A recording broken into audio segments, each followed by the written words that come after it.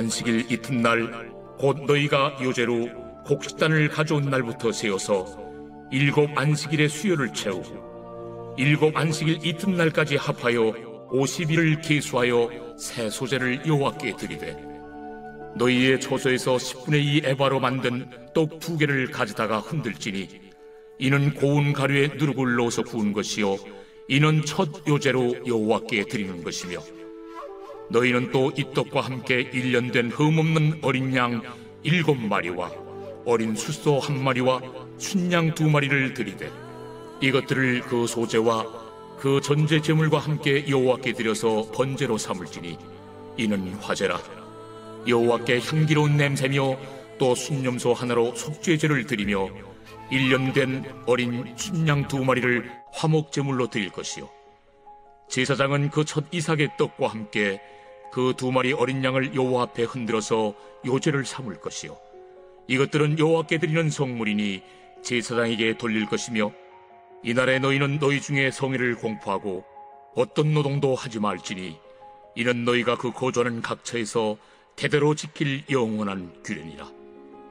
너희 땅의 곡물을 베일 때 반모퉁이까지 다 베지 말며 떨어진 것을 줍지 말고 그것을 가난한 자와 거류민을 위하여 남겨두라. 나는 너희 하나님 여호와이니라.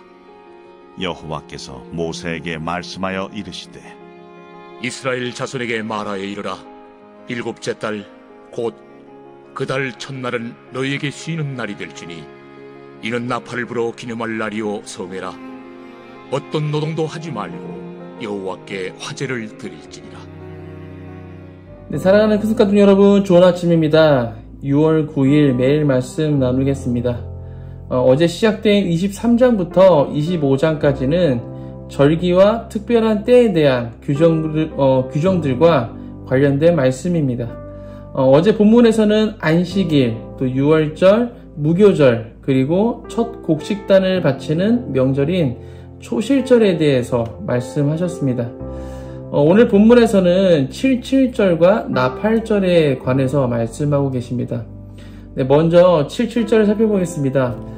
77절은 유월절 후 첫 안식일 다음 날, 즉 보리의 첫 단을 드리는 초실절로부터 50일째 되는 날입니다. 50일째 되는 날인데 왜 77절일까요? 네, 그 이유에 대해서는 어제 매일 말씀 시간에 사모님께서 아주 상세하게 설명해 주셨습니다. 7일, 그러니까 일주일이죠. 7일이 7번 지났다고 해서 77절인 것입니다. 그러니까 77에 49. 7일이 7번 지나면 49일이고 그 다음 날까지 합하면 50일이 됩니다. 이것에 대해서 오늘 본문 말씀 15절부터 16절에서 이것에 대해서 말씀해 주고 있는데요. 읽어드리겠습니다. 안식일 이튿날 곧 너희가 요제로 곡식단을 가져온 날부터 세어서 7 안식일의 수요를 채우고 7 안식일이니까 7주죠. 그리고 7 안식일 이튿날까지 합하여 50일을 계수하여 새 소제를 여호와께 드리되 50일을 말하고 있습니다. 초실절로부터 50일째 되는 77절, 이때 하나님께서 무엇을 하라고 말씀하셨습니까? 네, 새 소제를 여호와께 드리라 라고 말씀하십니다. 네, 그 구체적인 방법에 대해서는 17절에서 말씀해주고 있습니다. 한번 읽어드리겠습니다. 너희의 처소에서 10분의 2 에바로 만든 떡 2개를 가져다가 흔들지니 이는 고운 가루에 누룩을 넣어서 구운 것이요 이는 첫 요제로 여호와께 드리는 것이며, 네, 소제이기 때문에 이제 곡물로 제물을 드리는 것은 당연할 것입니다. 그리고 첫 수확물을 드리는 초실절에 드렸던 제물이 보리였다면 77절에 드리는 새 소제의 제물은 밀입니다. 수확하는 시기가 이렇게 다른 것이죠. 밀 10분의 2 에바로 떡 2개를 만들어서 요제로 드립니다. 제물을 흔들어서 드리는 것이죠. 그런데 이때 특이한 점은 떡을 만들 때 누룩을 넣어서 만든다는 것입니다. 일반적으로 누룩하면 왠지 이제 부정적인 이미지가 떠오릅니다. 네, 복음서에서 예수님께서 그 바리새인들의 모습을 보며 제자들에게 누룩을 조심하라고 하신 그 말씀 때문이죠. 네, 그렇다고 해서 성경에 나오는 누룩이 무조건 다 부정적인 의미로 사용되는 것은 아닙니다. 네, 오늘 본문에서 소재의 제물로 누룩을 넣어서 떡을 만들라고 하신 것이 바로 그 예인 것이죠. 여기에서 누룩은 풍성함을 상징합니다. 누룩으로 인해 곡식 반죽이 발효되어져서 부풀려진 것처럼 풍성한 수확을 허락하셨다는 것이죠. 다만 이 제물은 누룩이 포함되어 있기 때문에 제단 위에는 올려놓을 수 없었습니다.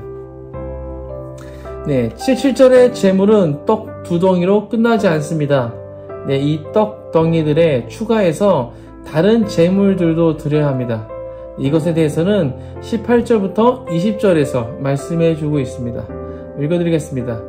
너희는 또 이 떡과 함께 1년 된 흠 없는 어린 양 7마리와 어린 숫소 1마리와 순양 2마리를 드리되 이것들을 그 소제와 그 전제제물과 함께 여호와께 드려서 번제로 삼을지니 이는 화제라 여호와께 향기로운 냄새며 또 순염소 하나로 속죄제를 드리며 1년 된 어린 순양 2마리를 화목제로 드릴 것이요 제사장은 그 첫 이삭의 떡과 함께 그 2마리 어린 양을 여호와 앞에 흔들어서 요제를 삼을 것이요 이것들은 여호와께 드리는 성물이니 제사장에게 돌릴 것이며.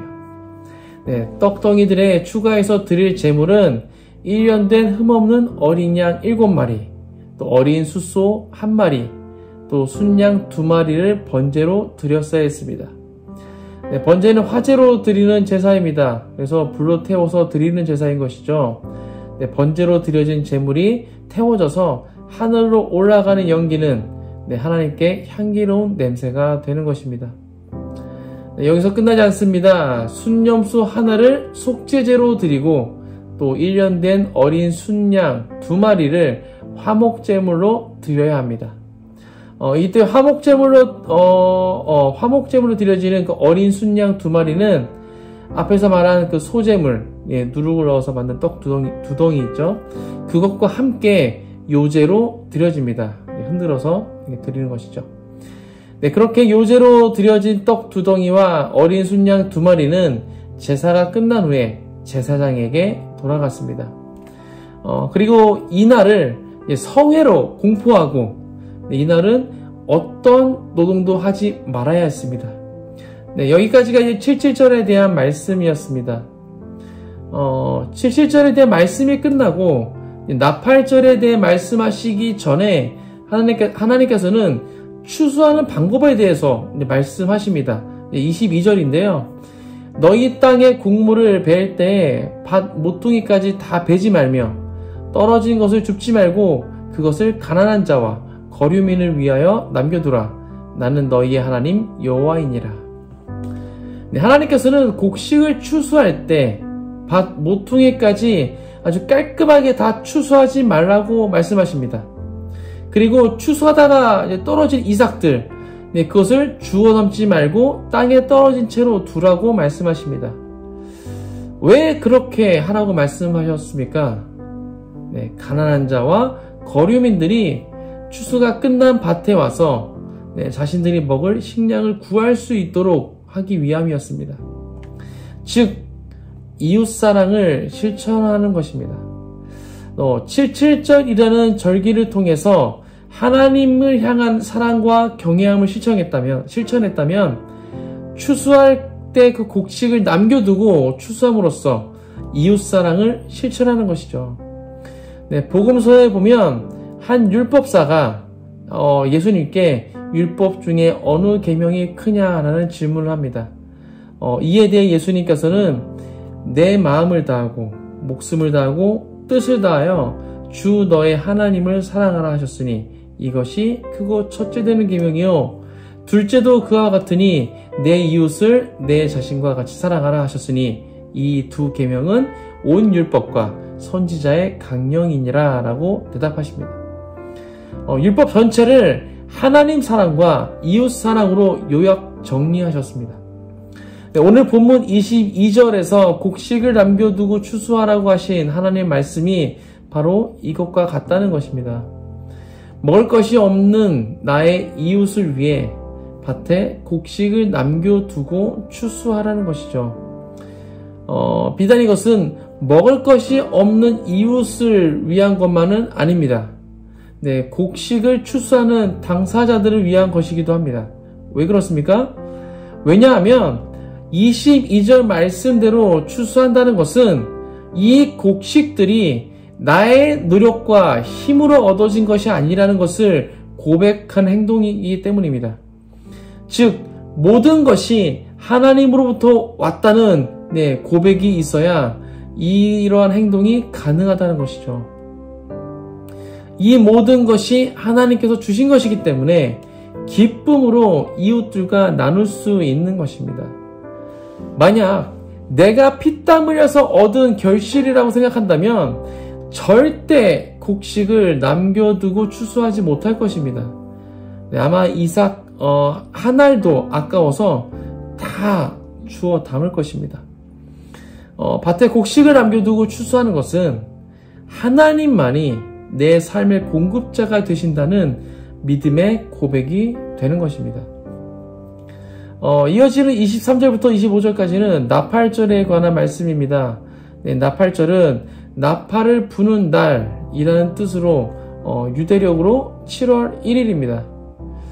유대력에서 7월은 가장 중요한 달입니다. 왜냐하면 7월은 세 개의 절기, 나팔절, 속죄일, 그리고 초막절이 다 포함되어 있는 가장 성대한 축제의 달이기 때문입니다.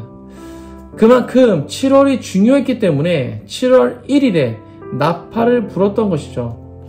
이 날에도 역시 성회로서 어떤 노동도 하지 말고 하나님께 화제를 드렸어야 했습니다. 여기까지가 오늘 본문 말씀의 그 내용이었습니다. 오늘 본문을 묵상하면서 저의 마음을 두드렸던 것은 성회였습니다. 오늘 본문에서 말씀하고 있는 77절, 나팔절 모두 성회로 지켜져야 합니다. 뿐만 아니라 어제 본문에 나왔던 안식일, 또 유월절, 무교절, 그리고 내일 본문에 나오게 되는 속죄일, 초막절, 이 모든 것이 다 성회로 지켜져야 하는 것이죠. 성회가 무엇입니까? 네, 성회란 글자 그대로 거룩한 모임이란 뜻입니다. 성회로 모인 이스라엘 백성은 제사를 드린 후 제사장들이 낭독하는 율법을 들으며 택한 백성과 맺으신 하나님의 그 약속을 재확인하였습니다. 그리고 이날에는 모든 노동이 금지됐습니다. 하나님께서는 왜 성회로 모이는 이 날에 모든 노동을 금지하셨을까요? 네, 모여서 딴 생각하지 말고 하나님만 생각하고 하나님만을 섬기게 하기 위함일까요? 네, 결과적으로는 그러한 모습이 나타나겠지만 이것 자체가 그 목적은 아닌 것이죠. 하나님께서 성회로 모인 날에 모든 노동을 금지하신 이유는 그렇게 함으로써 하나님의 백성이 누릴 안식의 큰 기쁨을 이 땅에서 미리 맛본과 동시에 장차 택한 그 백성이 하나님 나라에서 하나님과 함께 복된 삶을 살게 될 것이라는 소망을 갖게 하기 위함인 것입니다. 즉 이미 임하였지만 아직 임하지 않은 그 하나님의 나라, 하나님 나라의 그 안식과 기쁨을 누리고 또 그것에 대한 소망을 품게 하기 위함이라는 것이죠. 오늘날 성회로 모이는 날이 언제입니까? 네, 주일입니다. 우리는 주일만큼은 다른 어떤 것도 하지 말고 안식할 수 있어야 합니다. 안식한다고 해서 아무것도 하지 않고 마네킹처럼 가만히 서 있으라는 것, 이것은 절대 아닙니다. 하나님 나라에서의 그 안식이란 무엇일까요? 하나님의 임재 안에서 하나님을 찬양하고 또 하나님과 대화하며 교제하는 것입니다. 이렇게 안식하다 보면 자연스럽게 하나님만을 생각하고 하나님만을 섬기게 된다는 것이죠. 이것이 우리가 주일에 해야 하는 것입니다. 주일 예배 빨리 드리고 집에 가서 가족들과 산과 바다로 가서 쉼을 누리는 것이 안식이 아니라는 것이죠. 내가 하나님 안에서 기뻐하고 또 사랑하며 교제하는 것, 이것이 온전한 안식인 것입니다. 네, 사랑하는 크리스찬 가족 여러분, 주일에는 어떠한 노동도 하지 말고 안식하시길 주님의 이름으로 축복합니다. 담임 목사님께서 말씀하셨듯이 예배는 축제입니다. 네, 기쁨과 사랑과 회복에 넘쳐나는 그런 시간인 것이죠. 네, 오늘 말씀을 기억하시며 이제부터는 주일마다 하나님의 그 백성이 누릴 안식의 기쁨을, 그 큰 기쁨을 맛보시길 주님의 이름으로 축복합니다. 또한 하나님 나라에서 하나님과 함께 복된 삶을 살게 될 것이라는 그런 소망을 갖게 되는 주일 되시길 주님의 이름으로 축복합니다. 우리 함께 기도하겠습니다. 하나님 감사합니다. 오늘 7절과 또 나팔절에 대한 말씀을 통하여서 우리가 또 함께 나눈 말씀은 우리가 주님 안에서 성회로 지정된 그 날에는 우리가 온전히 주님 안에서 안식해야 하며 주님 안에서 기뻐하고 그것을 누려야 될 줄로 믿습니다. 하나님, 우리에게 허락하신 성회 주일입니다. 우리가 주일날 이곳 교회에 와서 우리가 정말 주님 안에서 온전히 안식하게 하여 주옵소서. 온전히 그 주님을 기뻐하고 또 주님 안에서 우리가 그 주님의 사랑을 누리며 우리가 온전히 회복되어지는 그러한 시간이 될 수 있도록 주님 우리 가운데 역사하여 주옵소서. 아버지, 우리가 온전히 주 안에서 안식하는 법을 배우게 하시고 주 안에서 안식함으로 말미암아 우리가 영과 혼과 육이 주 안에서 새롭게 또 샘을 얻어서 또 한 주간의 삶을 살아갈 수 있는 그러한 힘을 얻을 수 있도록 또 주님 안에서 계속해서 함께 그 믿음을 달려나갈 수 있는 힘을 얻을 수 있는 시간 될 수 있도록 주 역사하여 주옵소서. 감사합니다. 우리가 그렇게 역사하여 주옵소서. 이 모든 말씀 예수 그리스도의 이름으로 기도하였습니다. 아멘.